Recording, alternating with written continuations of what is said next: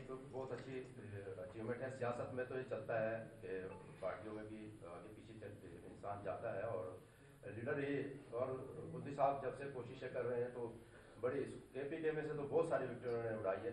और ये तो एक बहुत बड़ी फिगर है तला महमूद साहब, जिन्होंने भी पाकिस्तान पीपल्स पार्टी में शमूलियत का ऐलान किया। मेरा सवाल यह है कि KPK का जो गवर्नर है उसके लिए आपने किसी शख्स को क्या नामजद किया है? अगर किया है तो उसका नाम बता दीजिएगा। बिल्कुल मेरी क़यादत फैसला करेगी और क़यादत ही अनाउंस करेगी, और जब मुनाफिज वक्त आएगा उस वक्त तब मेरी क़यादत अनाउंसमेंट कर देगी। अभी आप बेचैन ना हो, इंशाल्लाह ठीक शख्सियत को गवर्नर KPK पाकिस्तान पीपल्स पार्टी नामजद करेगी। ठीक है साहब, ये मिल रहा है कि हमेशा DI इक़्तिदार में रही है, अभी अपोजिशन में आई तो रहमत की सियासत से शुरू की, आपने साथ छोड़ दिया। क्या मौलाना फजल रहमान को मशवरा देंगे कि वो रहमत की सियासत छोड़े और वो भी कौमी धारे में जो बातें उसमें शामिल हो, या कि ऐसे ही? ऐसी बात नहीं है, बड़ा सख्त टाइम भी गुजरा है। आप वो धरना भूल गए जो धरना हुआ था, और उसके बाद उसमें कौन सी हम हुकूमत के अंदर थे जब PTI जो है हुकूमत में थी 2018 में, और उस वक़्त कितनी सख्तियां मैंने भी झेली हैं जो कोई नहीं जानता।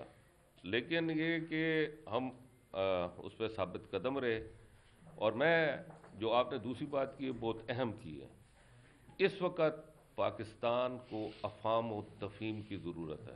पाकिस्तान को एक प्लेटफार्म तक, अब एक प्लेटफार्म पे इत्तेफाक के साथ आगे बढ़ने की ज़रूरत है, क्योंकि इस वक्त हमारी ज़रूरत पाकिस्तान की सालमियत, पाकिस्तान की अवाम की सालमियत, पाकिस्तान की मईशत की सालमियत की ज़रूरत है।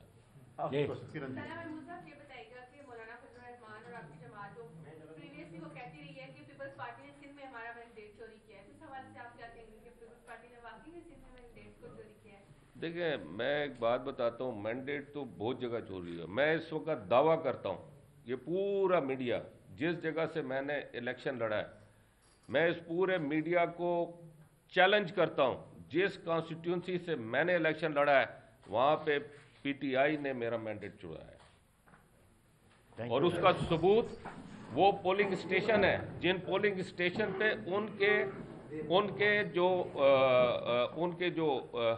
टोटल वोट्स थे उससे भी ज़्यादा उनके वोट हैं। जनाब, ये हमारा पार्टी का